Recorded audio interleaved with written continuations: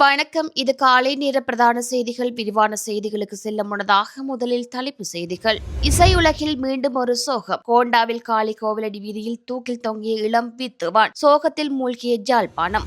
முன்னாள் ஜனாதிபதியின் மகனும் மனைவியும் நாட்டை விட்டு ஓட்டம். இணையத்தில் வெடிக்கும் அதிர்ச்சி தகவல்கள். போலீஸ் மா அதிபருக்கு சாகர காரியவசம் விட்ட பகிரங்க மிரட்டல். வீதியில் வைத்து அடித்துக் கொள்வார்கள். வெடித்த சர்ச்சை. விசாரணையில் இறங்கிய அரசு. தெஹிவளையில் வெதிப்பக உரிமையாளரின் மாஸ் தைரியம். நடுரோட்டில் துப்பாக்கி இயங்காததால் நடந்த சினிமா பாணி போராட்டம். மகர சிறைச்சாலை சம்பவம். நிர்வாகத்தை முடக்க சதியா? அரசாங்கத்தை உழுக்கும் 1000 கைதிகளின் கலவரம். பின்னணியில் சதிக்குழு. நீதி அமைச்சர் ஹர்ஷன நாணயக்கார அதிரடி எச்சரிக்கை. சீரற்ற காலநிலையால் உயிரிழந்தோர் எண்ணிக்கை 8ஆக உயர்வு. அனர்த்த முகாமைத்துவம் வெளியிட்ட முக்கிய தகவல். பள்ளி மாணவர்களுக்கு வெளியான அவசர அறிவிப்பு. மத்திய மாகாண கல்வி அமைச்சு தகவல். பிள்ளையானுக்கு நீடிக்கப்பட்ட விளக்கமறியல். மட்டக்களப்பு நீதிமன்றம் அதிரடி உத்தரவு. அர்ஜுனா எம்பி அரசு மீது கடுமையான தாக்குதல். சொந்த காணியை கேட்ட மக்களையே அடித்த அரசு. மக்களை ஏமாற்றவே அனுர அரசு திட்டம் போடுகின்றது என அர்ஜுனா சாடல். இனி தொடர்பான விரிவான செய்திகள். விரிவான செய்திகளுக்கு செல்லும் முன்னர் நீங்கள் எமது செய்தி சேவைக்கு புதியவர் என்றால் இப்போதே எமது செய்தித்தளத்தை சப்ஸ்கிரைப் செய்து இணைந்திருங்கள். பயங்கரவாத தடைச்சட்டத்தின் கீழ் கைது செய்யப்பட்டுள்ள முன்னாள் ராஜாங்க அமைச்சர் பிள்ளையான் என அழைக்கப்படும் சிவனேசன்துறை சந்திரகாந்தன் எதிர்வரும் ஆகஸ்ட் 18ஆம் தேதி வரை விளக்கமறியலில் வைக்கப்பட்டுள்ளார். இந்த வழக்கு மட்டக்களப்பு நீதிவான் நீதிமன்றத்தில் நேற்று விசாரணைக்கு எடுத்துக் கொள்ளப்பட்ட போது அவரை தொடர்ந்தும் விளக்கமறியலில் வைக்குமாறு நீதிமன்றம் உத்தரவிட்டது. குறித்த வழக்கில் பிள்ளையான் 3வது சந்தேக நபராக பெயரிடப்பட்டுள்ளதாக நீதிமன்றத்தில் தெரிவிக்கப்பட்டது. இந்த வழக்கில் மேலதிக விசாரணைகள் தொடர்ந்து முன்னெடுக்கப்பட்டு வருகின்றன. இந்த அரசானது மக்களை ஏமாற்றவே அனைத்து திட்டங்களையும் தீட்டி வருவதாகவும் சொந்த காணிகளை கேட்ட மக்களையே போலீசாரை கொண்டு அடித்து வெளியேற்றி இருக்கின்றார்கள் எனவும் நாடாளுமன்ற உறுப்பினர் அர்ஜுனா எம்பி நேற்றைய தினம் பாராளுமன்றத்தில் தெரிவித்துள்ளார். அவர் மேலும் கருத்து தெரிவிக்கையில், இன்றைய தினம் தெல்லிப்பளை பிரதேச செயலகத்தில் தங்களுடைய சொந்த காணிகளை கேட்ட மக்களை போலீசாரை கொண்டு இன்றைய தினம் அடித்து வெளியேற்றி இருக்கிறார்கள். அரசாங்க அதிபர் உட்பட உங்களுடைய என்பிபியினுடைய பிரஜாசக்தி என்று சொல்லப்படுகின்ற இந்த கூட்டங்கள் சேர்ந்து இதே நீங்கள் இன்றைக்கு வந்து ஒத்திவைப்பு பிரேரணையை பாராளுமன்றத்தில் கொண்டு வந்திருக்கிறீர்கள். நாங்கள் இலங்கையிலே 6 மில்லியன் வீடுகள் தான் இருக்கிறது. 22.5 மில்லியன் மக்கள் இருக்கிறார்கள். வீடுகள் இல்லாமல் கூலி வீடுகளில் இருப்பவர்களுக்குரிய வீடுகளை வழங்க வேண்டும் என்கிற உங்களுடைய இந்த பிரேரணை கொண்டு வந்த இதே நாளில் இன்றைக்கு வலிகாமம் வடக்கில் பலாலியில் தங்களுடைய சொந்த காணிகளை கேட்ட மக்கள்கிட்ட 1989ஆம் ஆண்டு வலிகாமம் வடக்கில் இருக்கிற தங்களுடைய சொந்த காணிகள் விடுவிக்கப்பட கசட் பண்ணப்பட்ட அந்த காணிகளுக்கு பணம் பெறுவதற்கு வந்து அழைக்கப்பட்டு தெல்லிப்பாளையில் மக்களிடம் நான் அதை உங்களுக்கு வேணுமென்றால் நாளைக்கு பிரிண்ட் பண்ணி பாராளுமன்றத்துக்கு சமர்ப்பிக்கிறேன். மக்களிடம் சத்திய கடதாசி கேட்டிருக்கிறார்கள்.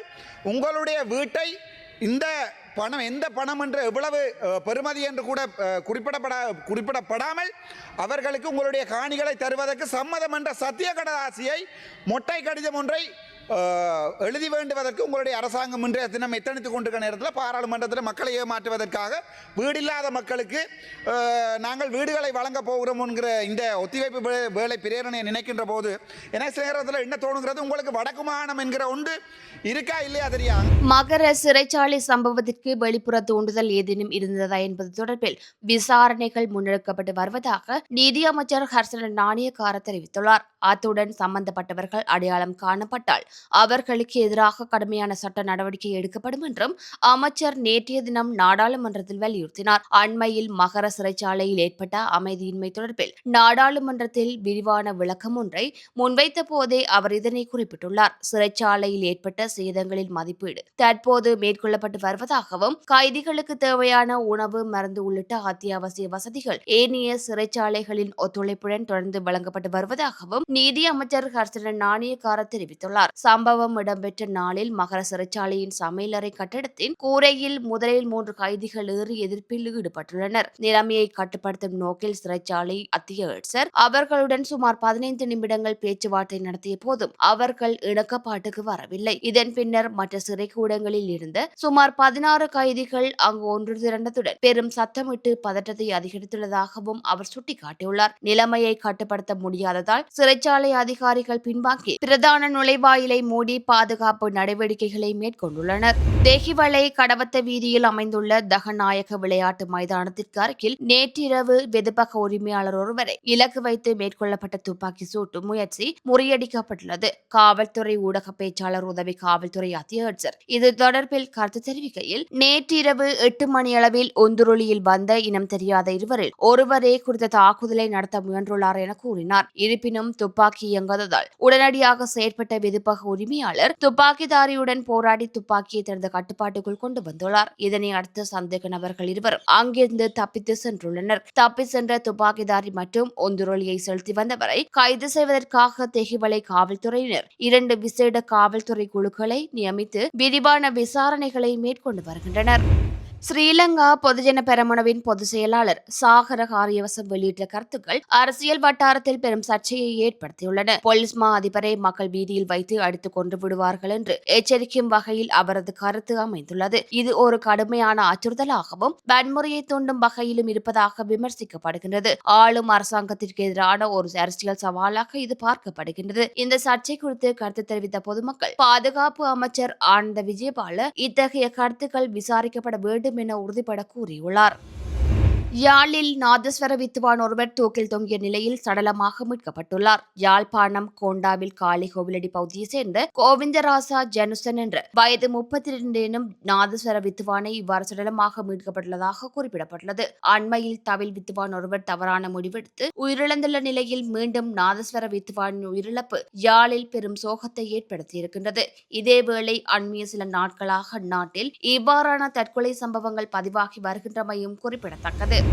முன்னாள் ஜனாதிபதி ஒருவரின் மகன் அவரது மனைவியுடன் நாட்டை விட்டு வெளியேறியுள்ளதாக தென்னிலங்கை ஊடகங்கள் செய்தி வெளியிட்டிருந்தன. கடந்த நாட்களில் அவர் நாட்டை விட்டு வெளியேறியுள்ளதாக குறிப்பிடப்பட்டது. இந்த நிலையில் முன்னாள் ஜனாதிபதி மைத்ரிபால சிறிசேனவின் மகன் தகாம் சிறிசேனவும் மற்றும் அவரது மனைவியும் நாட்டை விட்டு தப்பித்து சென்றதாக புலனாய்வு ஊடகவியலாளர் கீர்த்தி ரத்நாயக்க சமூக வலைதளத்தில் பதிவிட்டுள்ளார். தகாம் சிறிசேன மற்றும் அவரது மனைவியின் குடும்பத்தினருக்கு எதிராக 500 கோடி ரூபாய்க்கும் அதிகமான வரி மோசடி தொடர்பான குற்றச்சாட்டுகள் முன்வைக்கப்பட்டுள்ளன. தகாம் திருமணம் செய்து கொண்ட குடும்பத்தின் வணிக நிறுவனமான எல்காடோன் ஆரம்பத்தில் நுழைவாயில்கள் தயாரிக்கும் நிறுவனமாக இருந்து பின்னர் வாகன இறக்குமதி தொழிலில் ஈடுபட்டு முறைகேடுகளில் ஈடுபட்டதாக குற்றம் சாட்டப்பட்டுள்ளது. இந்த வழக்கு விசாரணையின் ஒரு பகுதியாக அகில ரவிநக வீரரத்னம் மற்றும் அஸ்வினி டயஸ் ஆகியோர் கைது செய்யப்பட்டுள்ளதாகவும் குடும்ப உறுப்பினர்களுக்கு வெளிநாட்டு பயண தடை விதிக்கப்பட்டுள்ளதாகவும் தெரிவிக்கப்படுகின்றது. நாட்டின் பல பகுதிகளில் சீரற்ற காலநிலை தொடர்ந்து வரும் நிலையில் சில மாவட்டங்களுக்கு விடுக்கப்பட்டுள்ள மண் சரிவு சிவப்பு எச்சரிக்கை மேலும் நீடிக்கப்பட்டுள்ளது. தற்போதைய மழைக்கால வானிலையை கருத்தில் கொண்டு தேசிய கட்டட ஆராய்ச்சி நிறுவனம் கண்டி மற்றும் நுவரெலியா மாவட்டங்களின் சில பகுதிகளுக்கான நிலை 3 மண் சரிவு எச்சரிக்கையை தொடர்ந்து அமுலில் வைத்துள்ளது. அதன்படி கண்டி மாவட்டத்தின் கங்காயிகள கோரள, உடுதும்பரம் மற்றும் பாஸ்பாகே கோரள பிரதேசங்களுக்கும் நுவரெலியா மாவட்டத்தின் அம்பகமோ மற்றும் நார்வட்ட பகுதிகளுக்கும் இந்த சிவப்பு எச்சரிக்கை நீடிக்கப்பட்டுள்ளது. எனவே குறித்த பகுதிகளில் வசிக்கும் மக்கள் மிகுந்த அவதானத்துடன் செயல்படுமாறும், மண் சரிவு அபாய அறிகுறிகள் தென்பட்டால் உடனடியாக பாதுகாப்பான இடங்களுக்கு வெளியேறுமாறும் அதிகாரிகள் அறிவுறுத்தியுள்ளனர். அதேவேளை அபாயம் அதிகம் காணப்படும் பகுதிகளில் வசிப்பவர்கள் இரவு நேரத்தை தவிர்த்து பகல் வேளைகளிலேயே பாதுகாப்பான இடங்களுக்கு இடம்பெயர்வது சிறந்தது என்று தேசிய கட்டட ஆராய்ச்சி நிறுவனம் தெரிவித்துள்ளது. ஹட்டன் கல்வி வலயத்தில் உள்ள அனைத்து பாடசாலைகளுக்கும் இன்றைய தினம் விடுமுறை வழங்கப்பட்டுள்ளது.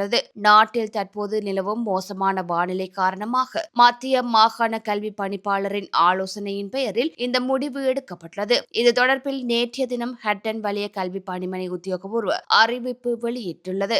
இதேவேளை மோசமான வானிலை காரணமாக தற்காலிகமாக மூடப்பட்டிருந்த கண்டி மற்றும் நுவரெலியா மாவட்டங்களில் உள்ள அனைத்து அரசாங்க பாடசாலைகளும் இன்று முதல் மீண்டும் வழமையாக திறக்கப்படும் என அறிவிக்கப்பட்டுள்ளது. இருப்பினும் ஹட்டன் பகுதியில் நிலவும் மோசமான வானிலை காரணமாக ஹட்டன் கல்வி வலய பாடசாலைகளுக்கு இவ்வாறு விடுமுறை வழங்கப்பட்டுள்ளமை குறிப்பிடத்தக்கது. கடந்த சில நாட்களாக நாட்டின் பல பகுதிகளில் நிலவிய கடுமையான சீரற்ற வானிலை மற்றும் இயற்கை அனர்த்தங்களால் உயிரிழந்தோரின் எண்ணிக்கை 8 ஆக உயர்ந்துள்ளதாக அனர்த்த முகாமித்துவ மத்திய நிலையம் தெரிவித்துள்ளது. நேற்று பிற்பகல் வெளியிடப்பட்ட அதன் சமீபத்திய அறிக்கையின்படி இந்த அனர்த்தங்களால் 9 மாவட்டங்களில் உள்ள 56 பிரதேச செயலக பிரிவுகள் பாதிக்கப்பட்டுள்ளன.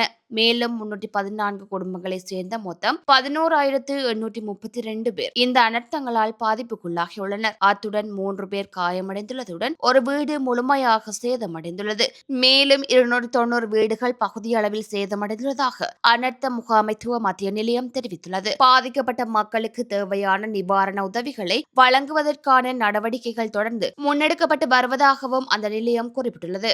இதுபோன்ற செய்திகளை தெரிந்து கொள்ள தமிழ் லங்கா குரல் சேனலை சப்ஸ்கிரைப் செய்து அருகே இருக்கிற பெல் பட்டனையும் கிளிக் செய்து கொள்ளுங்கள். மேலும் இதுபோன்ற செய்திகளை உடனுக்குடன் தெரிந்து கொள்ள தமிழ்லங்காகுரல்.com எனும் இணையத்தின் வாயிலாக எங்களோடு இணைந்து கொள்ளுங்கள்.